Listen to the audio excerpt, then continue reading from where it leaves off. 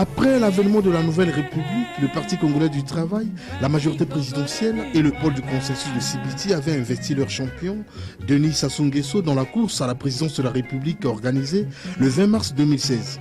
Le comité central, issu du 6e congrès extraordinaire du Parti congolais du travail, a examiné la synthèse des travaux du comité national d'investiture du 24 janvier 2016 relative au choix porté sur le camarade Denis Sassou Nguesso, président du comité central du Parti congolais du travail, comme candidat à l'élection présidentielle du 20 mars 2016.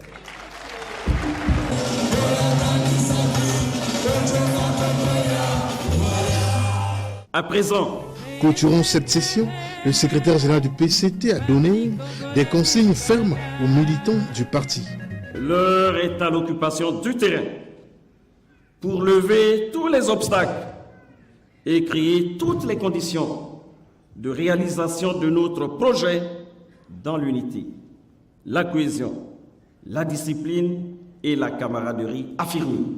Après la brillante victoire du président du comité central du PCT, de la majorité présidentielle, certains de ses adversaires politiques au scrutin du 20 mars 2016 s'étaient lancés dans une offensive médiatique pour contester ce scrutin à la transparence historique du fait de l'utilisation pour la première fois du bulletin unique et de la présence des observateurs de tous les candidats dans les bureaux de vote.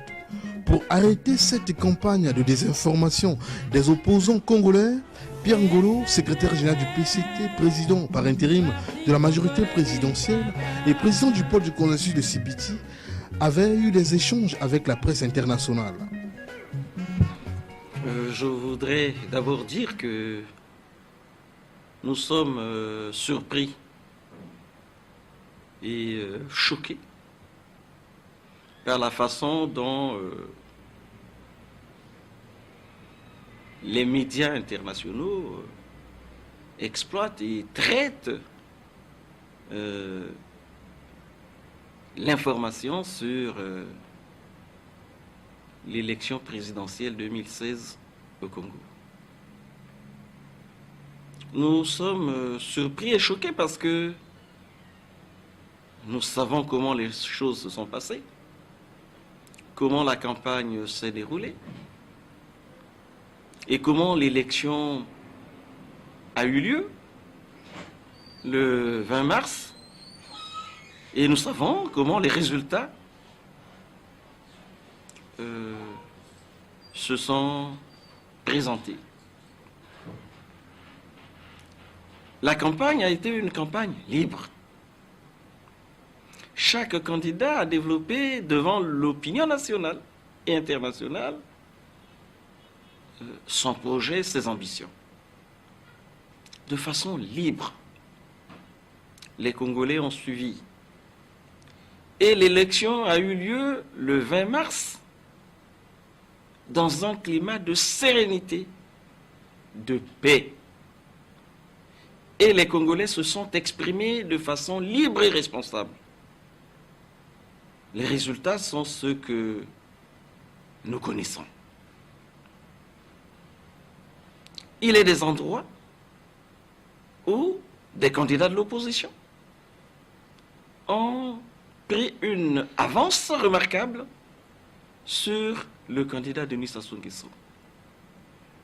Il est d'autres, par contre, où Denis Sassou Nguesso a été en avance de façon notoire sur l'ensemble des candidats de l'opposition. Mais l'élection, ce n'est pas un point. Ce n'est pas une circonscription. L'élection, c'est l'ensemble des circonscriptions. Et quand on fait le point, on constate de façon indéniable que Denis Sassou Nguesso a pris le dessus sur l'ensemble des candidats.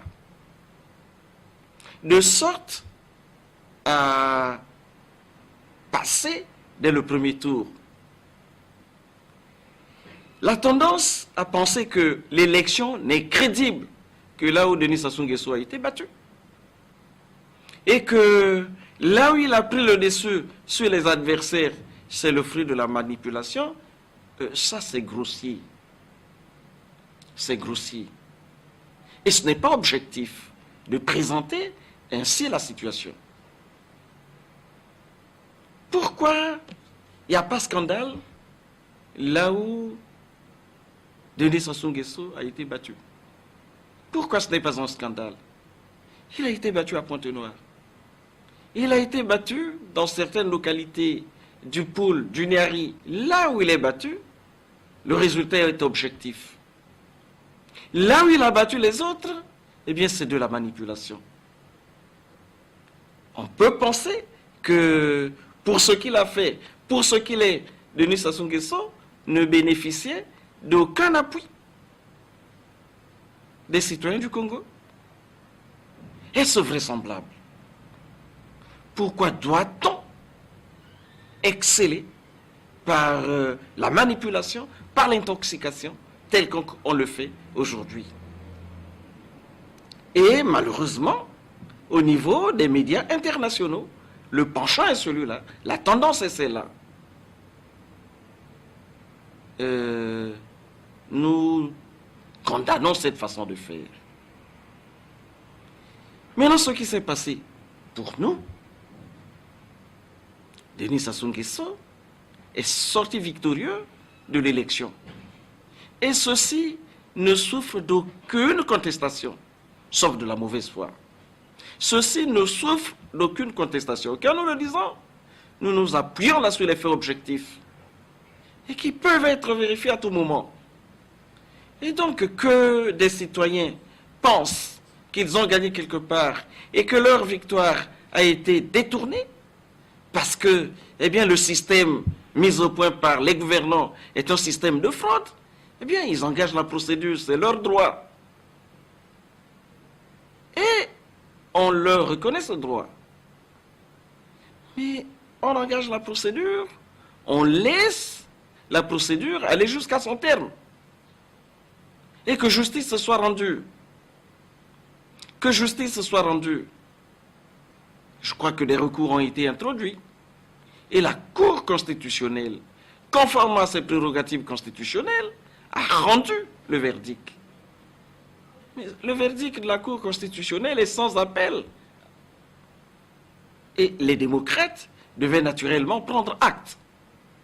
Or, il se trouve que certains ont pris l'option de la rue, ont pris l'option quasiment de l'insurrection. Et par la suite, il y a des manifestations qu'on a vécues, dont celle du 4 avril. On peut dire que là, c'était une invention. On n'a pas enregistré le 4 là, les réactions des acteurs politiques. Qu'est-ce qu'on peut faire comme interprétation de ces réactions des acteurs politiques? Le 4, on a suivi que des acteurs politiques ont dit comprendre ce qui se passe. Et certains, portant la veste d'acteurs politiques, ont dit ne pas avoir à condamner. Expliquant cette manifestation par le fait que des citoyens en avaient marre. C'est un ras-le-bol. N'est-ce pas une explication? Et par ailleurs, ceux qui sont venus, les assaillants, eh bien, mais ils se sont exprimés dans leur progression. Mais ils parlaient, ils chantaient, ils passaient des messages. Les citoyens sont là pour témoigner. Les citoyens sont là. Pourquoi vos médias ne peuvent pas faire ce travail d'investigation pour dire d'abord la réalité avant des prises de position partisanes? Qu'ils fassent d'abord l'investigation, qu'ils donnent la vérité réelle. Et aujourd'hui, on voit que, bon, on fait de la manipulation à outrance, voulant inverser les faits et donner l'impression que, finalement, il y a un pouvoir qui a mis au point un scénario. À quelle fin? Nous savions que nous avons gagné et nous savons que nous avons gagné. Et nous étions en train de préparer, comme nous sommes en train de préparer, l'investiture de celui qui a gagné. Alors pendant qu'on prépare la fête, on n'avait quel intérêt à aller tuer des citoyens du Congo? Quel intérêt? Après l'investiture du président le 16 avril 2016, un premier ministre a été nommé en la personne de Clément Mwamba, membre du Parti congolais du travail, pour permettre au tout nouveau premier ministre d'être en harmonie avec les parlementaires du PCT et de la majorité présidentielle. Une séance de travail avait été organisée entre le premier ministre et ces derniers. Poursuivant sa diplomatie d'apaisement, le secrétaire général du PCT, Pierre Ngolo, a échangé avec les diplomates en poste à Brazzaville. Cette diplomatie de couloir s'était poursuivie en Europe occidentale, où le secrétaire général du PCT a eu des échanges très intéressants avec plusieurs personnalités européennes à Bruxelles, à Rome et à Paris. De retour à Brazzaville, le Parti congolais du travail a organisé le 5e anniversaire du 6e congrès extraordinaire au Palais des Congrès de Brazzaville. Dans son discours commémoratif, Pierre Ngolo avait déclaré ceci: « Aujourd'hui, malgré les messages du peuple qui bravant toutes les entraves allant massivement voter le 25 octobre 2015 la nouvelle constitution et élire le 20 mars 2016 le premier président de la nouvelle République, renouvelle ainsi sa foi en la démocratie, au respect des lois et règlements, certains opposants radicaux continuent à abuser de lui, à le manipuler, à le terroriser, évoquant à tort les principes de légitimité et de légalité. Il reprojette des actions séditieuses qui font courir au pays des risques sérieux de chaos. Comment les candidats à l'élection présidentielle, en lice avec Denis Sassou Nguesso, peuvent-ils, après échec, reposer le problème de la Constitution du 20 janvier 2002 quand ils savent que cette Constitution excluait de facto Denis Sassou Nguesso? La participation des candidats de l'IDC Frocade à l'élection du 20 mars 2016 était un aveu public de leur reconnaissance du verdict du peuple rendu le 25 octobre 2015. Ainsi, le débat sur la Constitution est clos, définitivement clos. Après le 20 mars 2016 et à la suite de la promulgation des résultats par la Cour constitutionnelle, ce qui a permis la prestation du serment le 16 avril 2016. La polémique sur la présidentielle de 2016 est désormais dépassée. La commémoration du 25 juillet, date anniversaire de la fin du 6e congrès extraordinaire, est pour nous un retour aux sources, à l'effet de puiser l'énergie et l'inspiration, nous permettant d'être véritablement les acteurs de la rupture appelés de tous ses voeux par le camarade président, fermement attaché à conduire le Congo dans la marche vers le développement. Le contexte est certes difficile, la tâche délicate, mais nous n'avons pas le droit de décevoir les Congolais qui attendent beaucoup. Après une participation emblématique au défilé du 15 août 2016 à Madingu, une délégation du Parti congolais du travail, conduite par son secrétaire général, s'est rendue à Luanda, en Angola, pour participer au congrès du MPLA.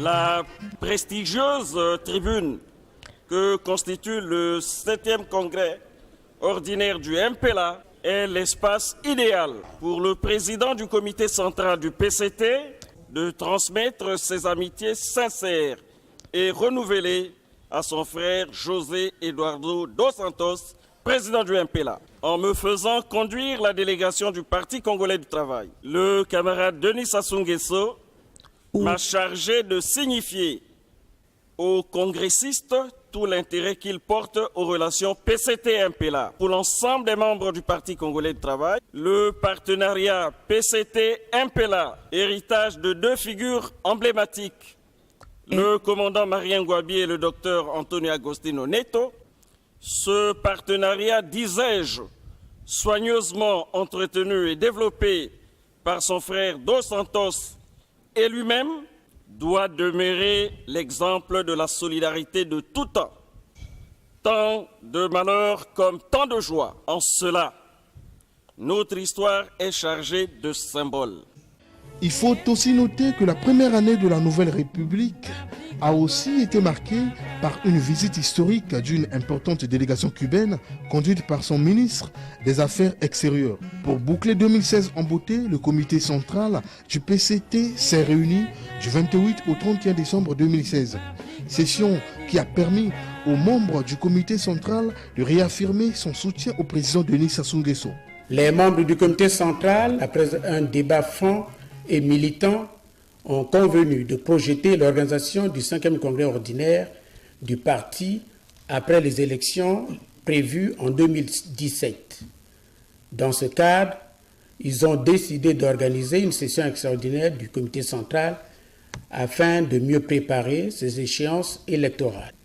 Les échanges francs et sincères relatifs à cette fiche synthèse ont porté sur la nécessité de dégager les stratégies globales à mettre en place pour resserrer les rangs et la cohésion au sein du parti. 2. La nécessité d'octroyer les moyens conséquents lors des différentes échéances électorales. Les participants ont aussi adopté une motion de soutien au président du comité central. Considérant les résultats de l'élection présidentielle du 20 mars 2016, considérant la volonté inébranlable du camarade président Denis Sassou Nguesso à éradiquer les antivaleurs au sein de la société congolaise, considérant la détermination avec laquelle le camarade président Denis Sassou Nguesso s'emploie à maintenir la paix et la sécurité sur l'ensemble du territoire national, considérant les efforts inlassables que ne cesse de déployer le camarade président Denis Sassou Nguesso dans la modernisation et l'industrialisation de notre beau pays, le Congo, considérant l'expérience, la disponibilité et l'aura internationale du camarade président Denis Sassou Nguesso dans la résolution des conflits en Afrique. Nous, membres du comité central du Parti congolais du travail, réunis en session ordinaire du 28 au 30 décembre 2016 dans la salle de conférence internationale du Palais des Congrès à Brazzaville, saluons l'éclatante victoire dès le premier tour du camarade président Denis Sassou Nguesso à l'élection présidentielle du 20 mars 2016. Soutenons fermement la politique de rupture engagée par le camarade président Denis Sassou Nguesso. Saluons et appuyons l'implication déterminante du camarade président Denis Sassou Nguesso dans le règlement des conflits en Afrique. Renouvelons notre détermination à accompagner le camarade président Denis Sassou Nguesso dans la mise en œuvre de la marche vers le développement de notre pays, le Congo. Si puissamment porté, avec le charisme qui le singularise, Denis Sassou Nguesso se présente au grand rendez-vous du 20 mars 2016 en favori, ce que confirmeront les résultats du vote. En effet, crédité de 60,19%, notre candidat est brillamment élu président de la Nouvelle République dès le premier tour. La délibération de la Cour constitutionnelle, rendue le 4 avril 2016, clôt définitivement le débat sur l'élection présidentielle. Les démocrates du Congo et du monde ne devraient que prendre acte de la donne nouvelle. Dès lors, oser poser le problème de la légitimité de Denis Sassou Nguesso, c'est manifester du mépris pour le peuple congolais, seul détenteur du pouvoir d'investir ses dirigeants. Tout acteur politique réaliste qui sait donner la priorité au pays, à sa construction dans la paix et la sécurité des citoyens, devrait intérioriser cette évidence. Au sujet du Congrès, ce n'est pas faute de volonté que nous clôturons cette année sans le tenir. Nous avons mis notre énergie à préparer l'instance suprême de notre parti. Mais des facteurs divers qui ne tiennent pas à notre bon vouloir n'ont pas permis la conclusion de nos efforts. Le comité central, en toute responsabilité, tranchera. C'est le 13 janvier 2017 que la cérémonie d'échange de vœux a eu lieu au Parti congolais du travail. Dans son discours d'orientation, Pierre Ngolo, secrétaire général du PCT, a donné les grandes directives pour l'année 2017. Désormais, enfoui dans les tiroirs de l'histoire de notre pays, l'année 2016 évoquera, pour la conscience collective congolaise, une séquence politique mémorable qui a vu les Congolaises et les Congolais élire le premier président de la nouvelle République, né le 6 novembre 2015 à la suite du référendum constitutionnel du 25 octobre 2015. Rappelons-nous que le 9 janvier 2016, en déclinant ici notre feuille de route annuelle, nous considérions l'élection présidentielle en vue comme le plus grand pari de l'année. À cette fin, toutes les forces du parti et toutes celles qui se réclamaient du camarade président Denis Sassou Nguesso étaient appelées à déployer l'entièreté de leurs énergies. Aujourd'hui, il nous est loisible d'affirmer avec joie et fierté que le pari a été bien tenu. Notre candidat, le camarade Denis Sassou Nguesso, a de bonne manière remporté l'élection présidentielle dès le premier tour avec 60,19% de suffrages obtenus.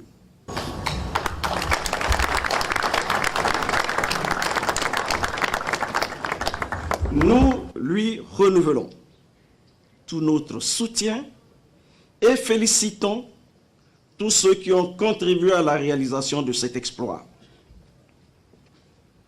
Il est cependant malheureux de constater que certains acteurs politiques, refusant de reconnaître l'évidence, ont obstinément entrepris d'interrompre le cours de l'histoire.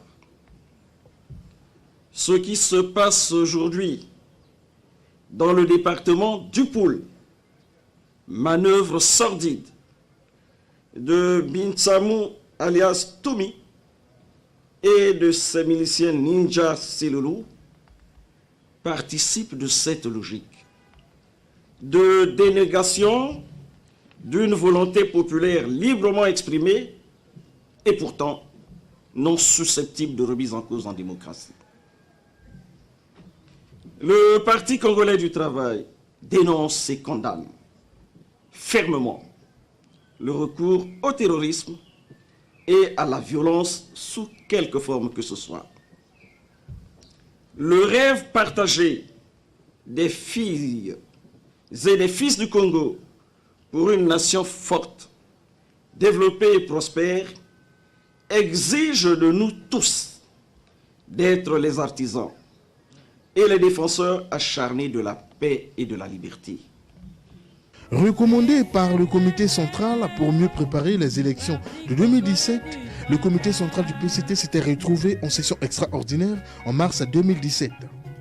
Le comité central a été édifié sur la concertation politique organisée à Ouesso dans le département de la Sangha du 5 au 7 mars 2017.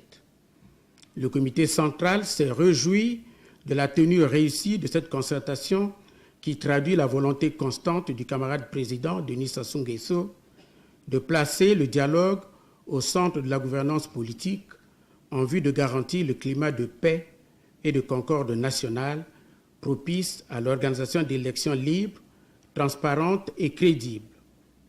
Le comité central a pris acte des conclusions et recommandations de la concertation politique de Ouesso, de même qu'il s'est engagé à accompagner le gouvernement dans leur mise en œuvre.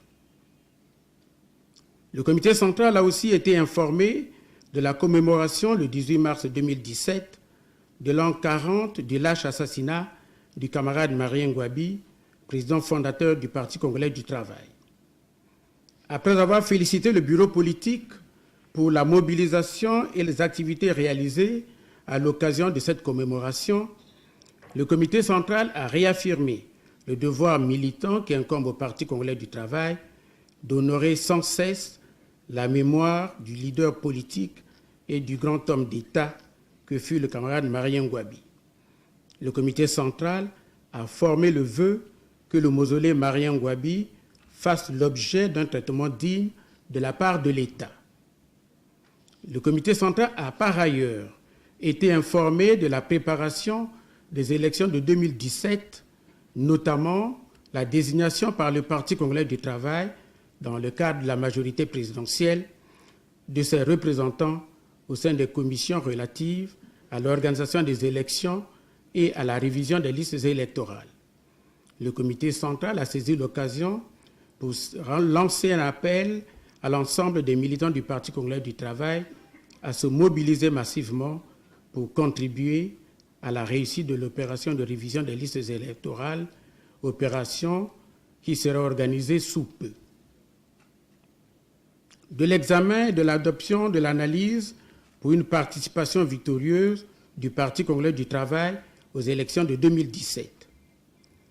Le comité central a examiné l'analyse faite par le bureau politique dans la perspective de la participation du Parti congolais du travail aux élections de 2017.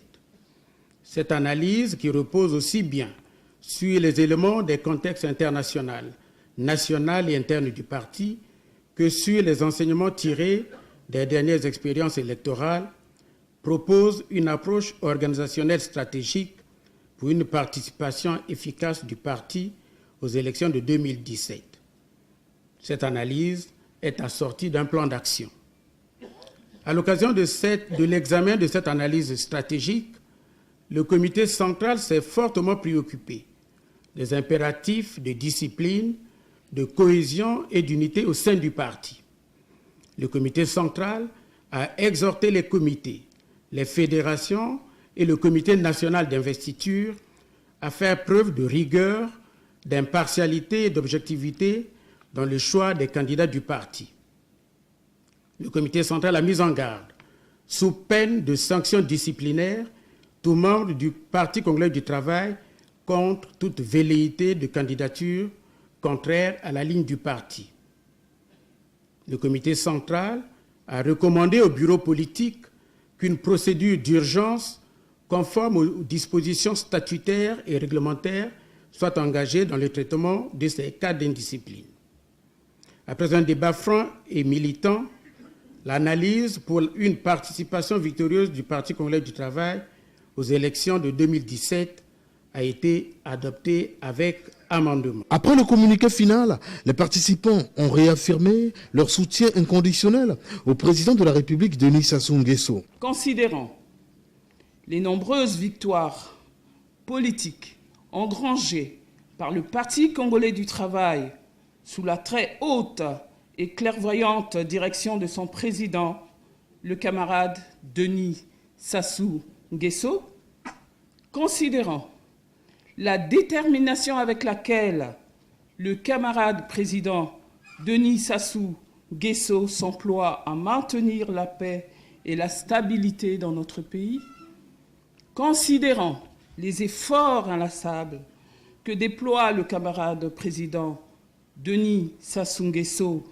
pour le développement socio-économique et la consolidation de la démocratie dans notre pays, considérant l'expérience et le rayonnement international du camarade président Denis Sassou Nguesso, nous, membres du comité central du Parti congolais du travail, réunis en session extraordinaire du 30 mars au 1er avril 2017, dans la salle des conférences internationales du Palais des Congrès à Brazzaville, renouvelant notre totale confiance au camarade président Denis Sassou Nguesso, réitérant notre ferme engagement de l'accompagner dans la mise en œuvre de son projet de société, la marche vers le développement. Dans son mot de clôture, Pierre Ngolo a martelé sur la discipline comme l'a exigé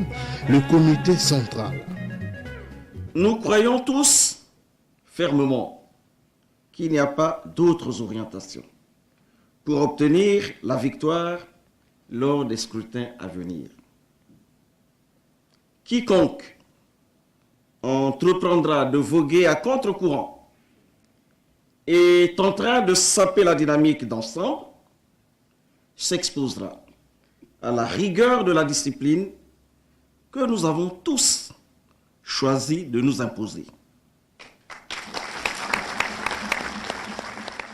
En vous souhaitant, chers camarades, bon retour dans vos milieux respectifs, je déclare close la 4e session extraordinaire du comité central de notre parti. Gloire immortelle au camarade Marien Gwabi, vive le camarade président Denis Sassou Nguesso, vive le Parti congolais du travail, tout pour le peuple, rien que pour le peuple. Je vous remercie. Les élections de 2017 arrivent à grands pas. Le PCT, parti locomotive de la majorité présidentielle et du pôle du consensus de Sibiti, par le biais de son secrétaire général, a animé une conférence de presse au cours de laquelle Pierre Ngolo a édifié l'opinion sur les questions politiques de l'heure. Le secrétaire général, je suis André Bali, du journal Les Bali africains. Monsieur le secrétaire général, parlant de la crise qui cisaille le pays, les collectifs des partis de l'opposition disent que la sortie de cette crise passe par la tenue du dialogue à l'heure des vrais. Qu'en dites-vous? S'agissant du collectif des partis de l'opposition, qui pense que la crise actuelle ne peut être réglée que par le dialogue. Nous avons toujours dit que le président Denis Sassou Nguesso a fait du dialogue un mode de gouvernance. Tout se règle par le dialogue. Ainsi, avant chaque élection, on s'est arrangé à se retrouver pour qu'ensemble on apprécie la situation, on voit quelles sont les solutions, quelles sont les limites de notre pratique, de notre dispositif organisationnel, pour qu'ensemble on arrête les mesures permettant de corriger. Mais on le fait toujours. Il y en a qui ont jusque-là eu pour ligne de marche la politique de la chaise vide. Et ils exigent un dialogue qui est finalement une aliénation de la souveraineté nationale. Parce que pour eux, le dialogue doit se passer sous la communauté internationale. Ce qui pose en filigrane le problème de la reconnaissance des institutions de la République.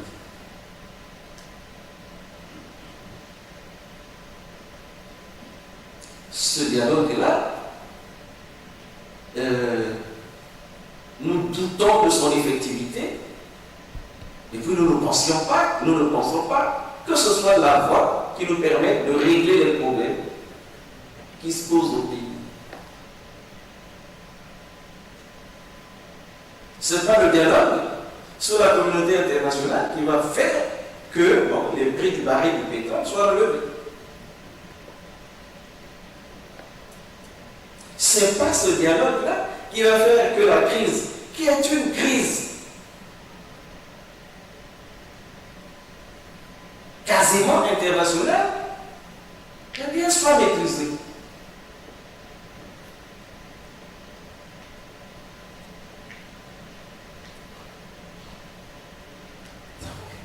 Pour nous, on est là dans une logique qui est la logique du blocage. Et cette logique, nous la décrions. Je veux dire, nous la dénonçons.